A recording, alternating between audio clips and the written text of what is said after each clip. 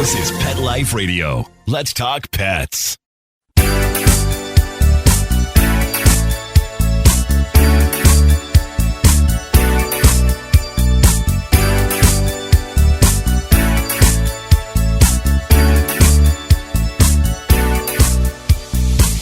Hello, you're listening to Animal Party on Pet Life Radio with me, Deb Wolf, and I've told you before how if you're getting a dog, you should go visit the breeder. If you're getting a dog, you should research that breed. You should check out the breeder. See if you can talk to another puppy owner. See if you can meet a grown puppy. See if you can meet the parents of the dog you want. Check them out fully. That's one thing I want to tip you off to. And some people think that, well, they're CKC or AKC registered, so what could go wrong? That's not always an indicator that you're going to get a good dog. You want to make sure you go in person. And sometimes I'm hired to train dogs or help with dogs who've been imported, usually at triple the price they would pay for that same dog here. And oftentimes the dog I meet is a big disappointment to me. They have not sent you their best. I can tell you that. They keep their best for themselves and they send you their worst. And even if the puppy was truly a great puppy to begin with, a long voyage on a plane is not really a great thing for a young dog at around 3 months or younger when he's learning about what to be afraid of and what to trust. Bad situation for most dogs. So really, you're better off to stay local. But having said all that, we're discovering that there are some problems with our local situation. And I've got Liz Menegon back on the show. She's going to be interviewed by USA Today and Forbes and the Washington Post talking about this very topic. So let's delve into it. What is wrong with breeding in America today, Liz? You know, I don't think we have enough time to go over. Okay, well, let's start. We can have a marathon chat about it. So here's what's going on, which I think people don't understand. And again, I've always said there's either misinformation, no information, or some people just don't really care. The average, now I'm talking the average American, let's just say, the average person in this country has no idea that the Department of Agriculture, yes, the USDA that handles your beef, pork, and chickens also oversees puppy mills in this country.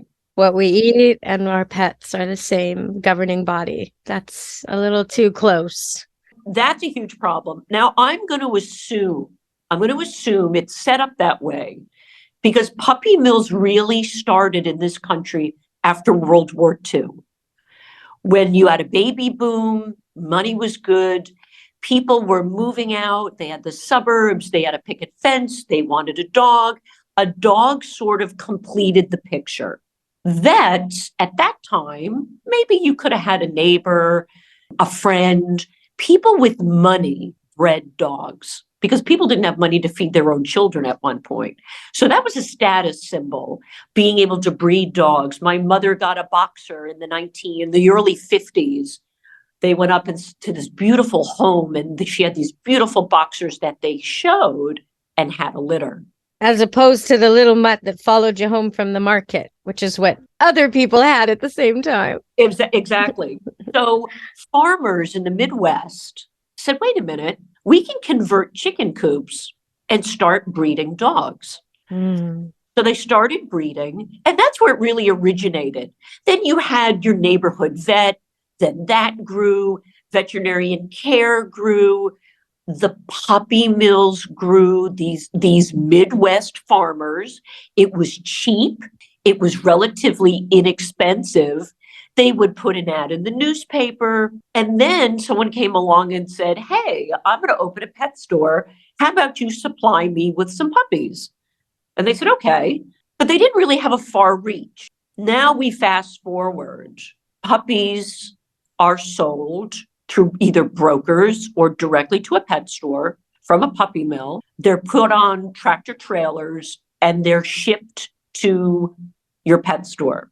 Now, the USDA requires any commercial breeder, let's just call them, that sells to a pet store, they must be registered with the USDA. Okay, well, ever since the birth of the internet, these people, these breeders that would sell you a puppy for $200 and you would turn around and sell it for $800, they're now selling direct to the public. There are zero, ZERO. There is not one state that has introduced guidelines, has monitored, has set up a structure to breed. So novice backyard breeders, these are people that are going to pet stores right now, buying puppies, going home, setting up a website, breeding these dogs under the age of a year old, and are now in the puppy business. The USDA is completely antiquated. They are not keeping up with the times. So these commercial breeders are now selling direct to the public. And it is a huge crisis. See, in Canada, we have rules, we have bylaws that affect this. We have the SPCA has regulations nationally and provincially. And the problem, though, here is that the bad apples don't care. The bad apples operate outside of the regulations, but at least there are regulations. Like, for example, you're not supposed to breed a female dog until she's age 2. Very sensible. It used to be age 1 until a few years ago. It used to be age 1, but people would get the dog pregnant before she was 1 year old. And so Correct. Now they say, she must be 2 when she delivers, which is a great way to put it. And they've prevented so much harm by just that one little rule, because breeding a dog too young is very dangerous for her and the puppies. It's just doesn't make sense. You have to wait longer. But there's not really a lot of money in dog breeding if you do it kindly and correctly and humanely.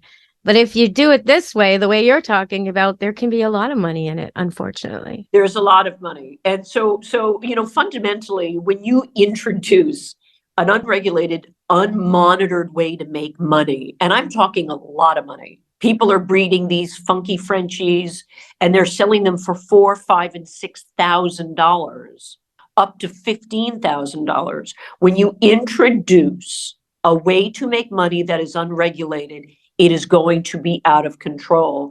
And this is what is happening. This is my fear, because what ultimately is going to happen is people that get in it, they want to, as a side hustle, they're going to realize after a year or two that this is a lot of work. It's happening now. People are dumping puppies and parents in shelters. So this because during the pandemic, people wanted puppies and there was huge demand. I had a litter where normally, I'd have 10 puppies and I might get 8 people on a list and then wait to see how many puppies I actually had before confirming the last few people, that kind of thing. I had 400 people wanting one litter during the pandemic. So huge increase. And now that the pandemic's over, we're back to the usual list of a few names before I've even bred them. And by the time that the mama's ready, we have most of the puppies sold. But the temptation for people when they would see that there's no dogs available and everybody wants a dog and they'll pay whatever they can to get the latest, greatest, trendiest breed was incredible. And they probably don't think it through very much either. Like, how many males do you need? How many females do you need? How long do you have to keep them before you can breed them? What kind of care and cost? It's not that great money if you do it right. They're very expensive. Yeah, and people aren't looking at it that way. They're looking at their friend who says, wait, you're breeding French bulls and Chihuahuas, and how much are you getting? Yeah, no, we're going to get in this game. Yeah, you got $5,000 a puppy and you sold 10. That's $50,000. Wow, that could put my kid through college. And then you do it and you realize, oh, we needed a C-section. Oh, and most of the puppies didn't make it. And now, it's not that easy, guys. It's really not. No, but if you look at, remember the last time we spoke about the horrible 100 list? Well, there was actually a breeder from the horrible 100 list that was performing his own C-sections on his puppies. Oh my God. That is terrible. Well, that's something that the Veterinary Association here in Canada would crack down on. That guy would get arrested for cruelty to animals. You can't operate on an animal if you're not a veterinarian. Come on. But here's the thing. That person who did that still was in business, did not get his license revoked. So here's the other issue. And by the way, the app Hands to Paws is available in the US Canada, and the UK. Okay. So we are trying to get everyone on the planet to do the right thing. The USDA goes and writes these reports. They're supposed to go and see these licensed breeders, but there'll be a note saying breeder wouldn't let inspector on property. Violators are hardly ever fined and their license are never suspended.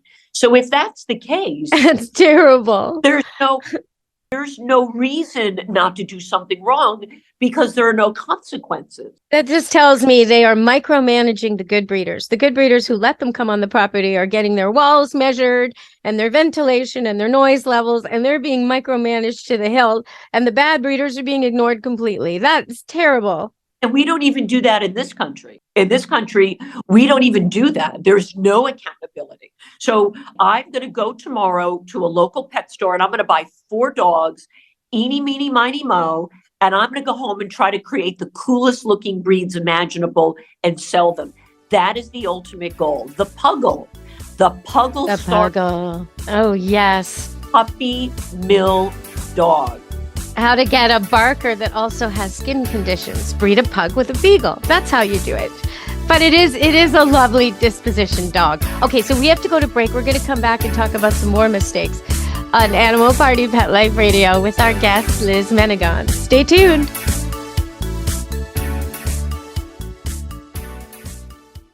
How many of you have pets? My hand's raised. Now think about how lucky you are to have such a sweet little pet in your life, and that pet is lucky to have you too. But unfortunately, there are countless pets out there that don't have a home to call their own. However, Bob's from Skechers is trying to change that. So we developed Bob's for dogs and cats to help pets in need. With every purchase of adorable Bob's footwear or fun, stylish apparel, or even the cutest Bob's pet accessories, Skechers makes a donation to Petco Love to help save shelter pets. And with your help, we've already saved the lives of over 1 million pets and raised over $7 million.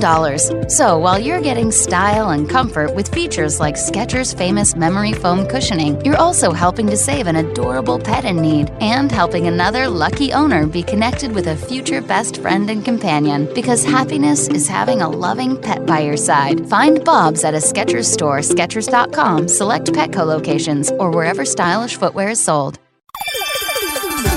Let's Talk Pets on PetLifeRadio.com.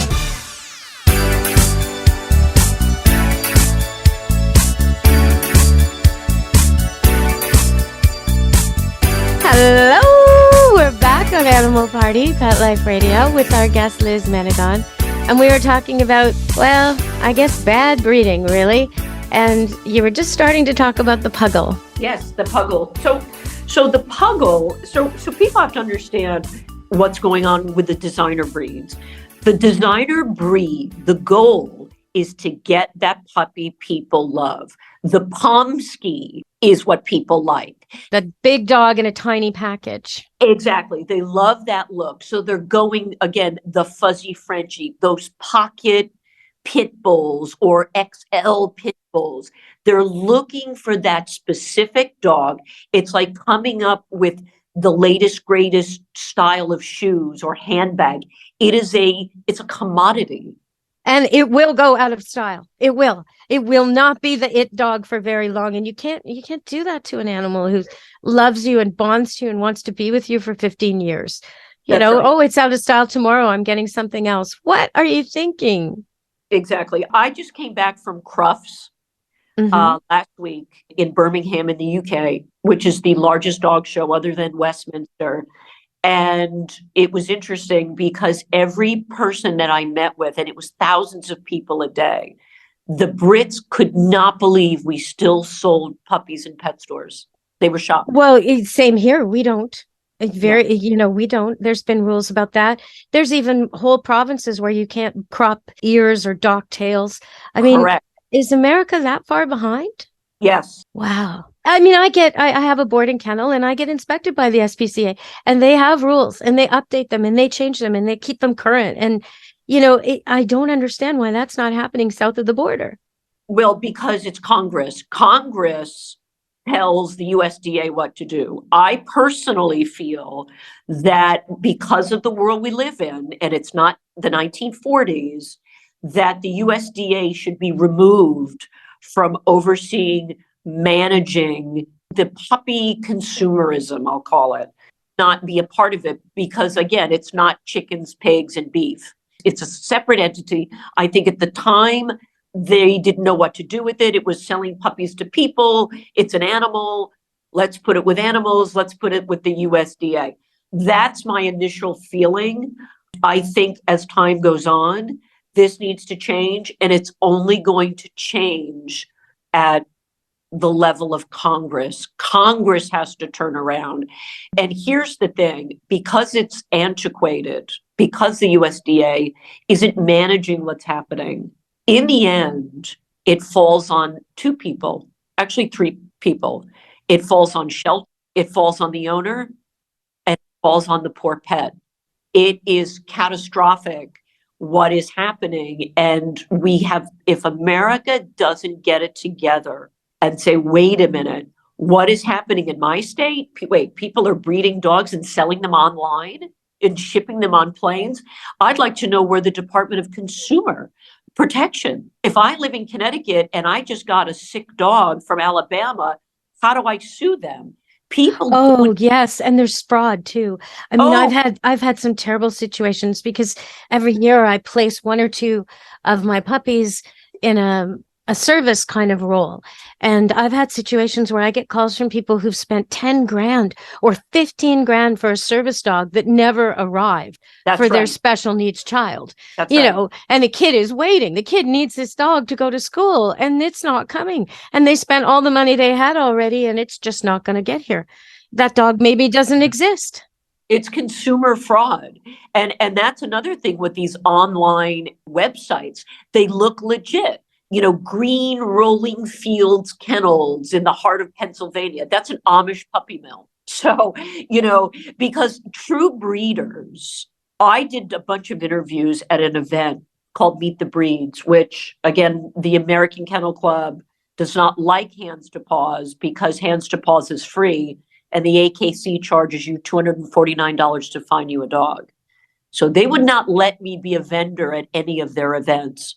But one of their events, I interviewed breeders and asked them, what are their thoughts on designer dogs? What are your thoughts on what's happening with puppy mills? And they said, we basically, when we sell you a puppy, we loan it to you because no matter what, we will take it back. Yes, it's in my contract. If you ever don't want this dog, bring it back to me first. That's right. Because I will have people on a list for a healthy trained dog that came from here. And even if you muss it up and it's, you know, a barking, hates the car, jumps on people dog, within 2-3 weeks, I'll get it back to being a polite, well-behaved citizen. And I will find it a home because I vouch for it. And everyone knows what my dogs are like. So I'm not contributing to the population in the shelters. In fact, I take dogs from the shelters. I usually have a few here that I'm trying to place, but I see what you're saying. They're going to end up there. It's just catastrophic. And then on top of it, you know, the rescue industry in the States is a whole other situation. You know, there's no uniting vision. It's an incredibly contentious topic. Most of the people in the States just say adopt, don't shop, which is a catch-all, solve nothing statement. It's adopt, don't shop puppy mills, don't shop online, adopt, don't shop pet stores. You know, we can't even agree in the rescue world, really, what the vision is. And the only way to change it in America is it starts at it starts with Congress and the Department of Agriculture, period. People have been writing for 30 years. People have been collecting signatures for 25 years. Lobbyists, state representatives, nothing has happened. We're going to go to break and come back and talk about what we can do and the rescue world. Stay tuned with Liz Menegon as our guest and me, Deb Wolf, on Animal Party Pet Life Radio. Take a bite out of your competition. Advertise your business with an ad in Pet Life Radio podcasts and radio shows. There is no other pet-related media that is as large and reaches more pet parents and pet lovers than Pet Life Radio. With over 7 million monthly listeners, Pet Life Radio podcasts are available on all major podcast platforms, and our live radio stream goes out to over 250 million subscribers on iHeartRadio, Odyssey, TuneIn, Stitcher, and other streaming apps. For more information on how you can advertise on the #1 pet podcast and radio network, visit PetLifeRadio.com/advertise today. Let's talk pets Let's talk pets on Pet Life Radio. Pet Life Radio. PetLifeRadio.com.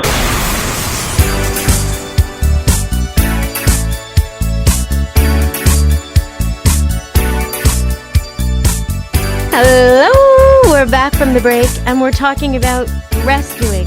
So I like the breed clubs. You go on there, you know you want a Cocker Spaniel or a Golden Retriever or an Irish Setter, whatever it is that your heart desires, and you can go on there and find people totally committed to that breed who will take what you say about your life, you know, you got little kids or you don't, or you're active, you're retired, whatever it is, and try and find you a match in the rescue world.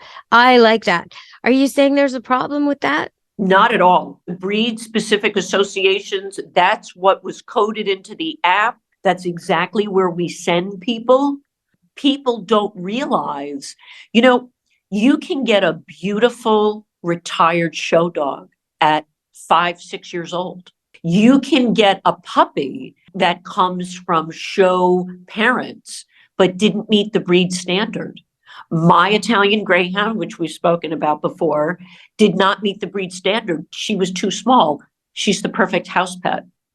Well, yeah, breed standard. See, that's another mistake people make. They think that breeders keep their best. We are looking for very specific things. So just because a puppy isn't what I want, maybe I wanted red and he's blonde. Do you care? Probably not. You know, Yep. like maybe he has to be 16 inches at the shoulder and this guy is 14. Do you care? Maybe it's more desirable for you. So it's not that we're keeping our best dogs. We're keeping specific things that we look for. But yeah, and a good breeder retires their dogs. They don't keep breeding them until they're elderly. So they do come available at 4 or 5 years of age, trained and sweet and used to people and used to being touched and used to other animals and so glad to have their own family, so happy to have their own everything, to not share, to just have maybe one other pet in the house. Ah, what a joyful retirement for them. Absolutely. And the key is, like you said, when you speak with someone, if you go to a dog show, whether it's the Westminster Dog Show or Crufts, these people put so much time, energy, and money. You know, it is not cheap because all of these dogs get a myriad of health testing. Depending on what breed it is, some have, you know, an iron toxicity or, you know, whatever the situation is. It's a lot of money and it's a big production. They do it. It's a way of life for them. And when you have a breed that doesn't meet the breed standard or a retired show dog at 7 or however old, they are the perfect house pets. And here's the thing. If something happened and it was ill, let's say it had cancer at 2 years old, you call the breeder. They will work with you. They will take the dog. They will help you. Some of them even help with medical bills. They don't want an animal to go to a shelter.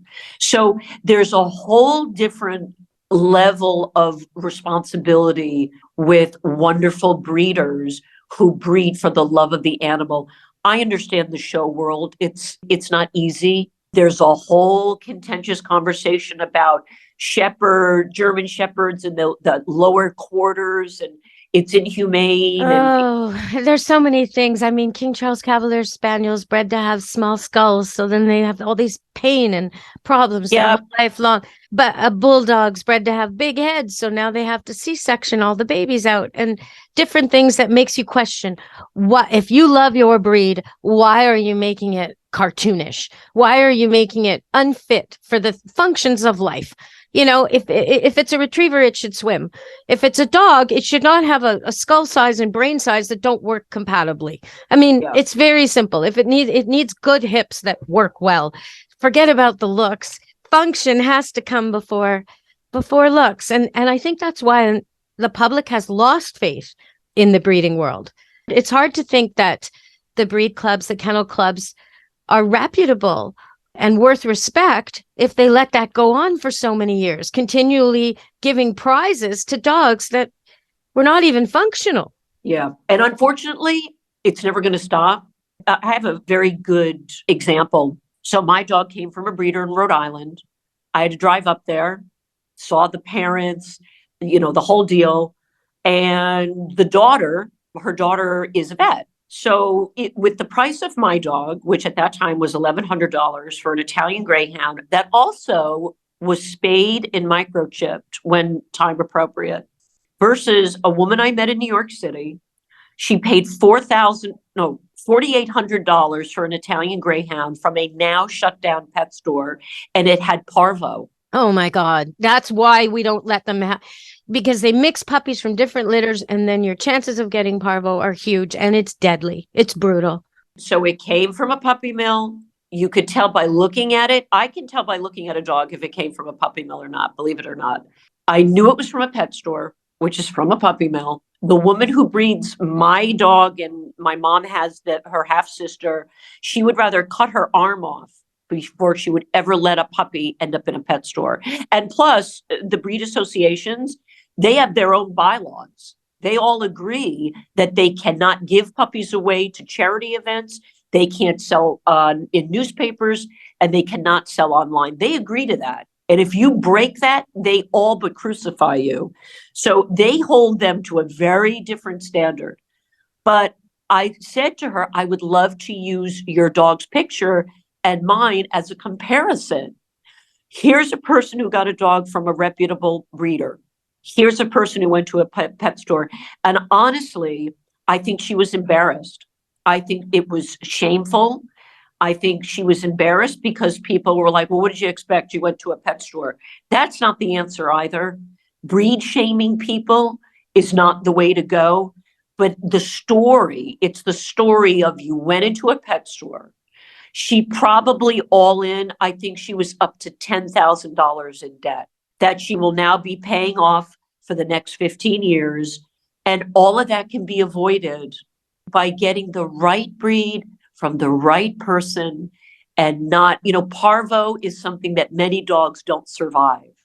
It's horrible to see it when you see a dog with it. It's explosive diarrhea and vomiting, and they can't get it under control, and they have to be isolated at the vet clinic, and it can take weeks. It's just terrible. And if the dog, wherever that dog came from, the soil is contaminated for 8 years. So every place it went, it's a breeder's nightmare, but that puppy mill is definitely contaminated. That's just terrible. I want to talk to you just a little bit about mutts, because when I did Pick Your Pup, the quiz, it was around the time that The Intelligence of Dogs came out, and I was interviewing the author of that, Professor Dr. Stan Coren, and I asked him about mutts. I said, I love mutts personally, and I don't want to always be sending people to purebreds. If they're willing to take a mutt, there's so many more mutts in the rescue situation, why not recommend mutts? But I don't really know how to tell them. I said to him, it seems to me that what you see is what you get. You look at a dog, and if he's got web feet and he's got long floppy ears and he loves to swim, and you know that he's supposed to be a golden retriever shepherd cross, you can look at him and see what you see is what you get. And he said, actually, that's pretty right. They've done a lot of testing on this genetically now that they can gene test dogs. And what you see is what you get. So if you're looking for a mostly retriever, you can find one. Flip over his paws, make sure they're webbed. Look at those ears. If you can see the dog, the rescue dog, playing and see how he behaves. Is he herding? Is he guarding? Is he retrieving? Like, these are things that are kind of hardwired into the dog, and you'll see them come out.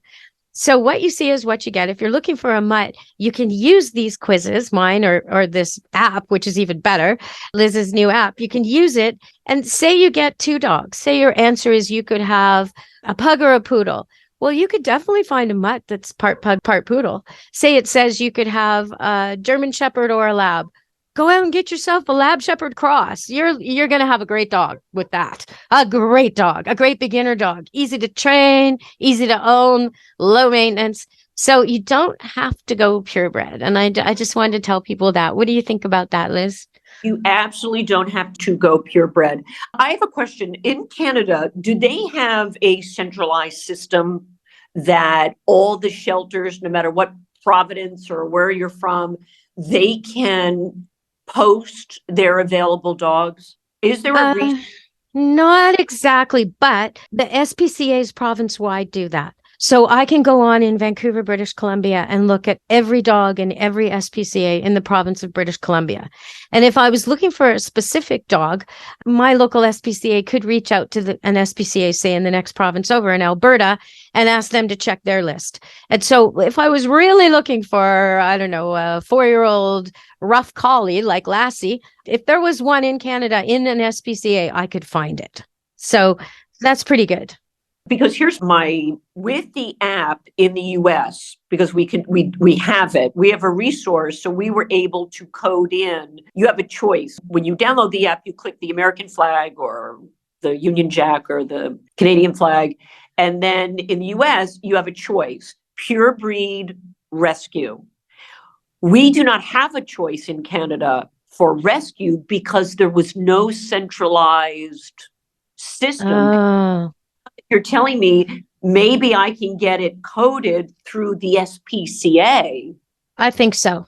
Okay. The SPCA is far-reaching here. It does quite a few things that you wouldn't think it would do. All right, perfect. See, now, look, all the commercial kennels to make sure they comply with national regulations, all that kind of stuff. So we've got to go. Sorry, we've used up all our time today, Liz. It's been so good talking with you, and I'd love to have you back again in the future if you're willing. Absolutely. And I hope that you can do some good work when you talk to the Washington Post and USA Today and Forbes. I hope you can get the message out there that, really pets are not beef cattle. And there has to be a different structure for making sure things are kind. That's right. Okay, everybody. Number 2, Hands to Paws is the app. And I highly recommend it. Thank you so much, Liz. Thank you for joining us today on Animal Party Pet Life Radio. And from me and Animal Party Pet Life Radio, from me, Deb Wolf, be good to your animals. Let's Talk Pets every week on demand, only on PetLifeRadio.com.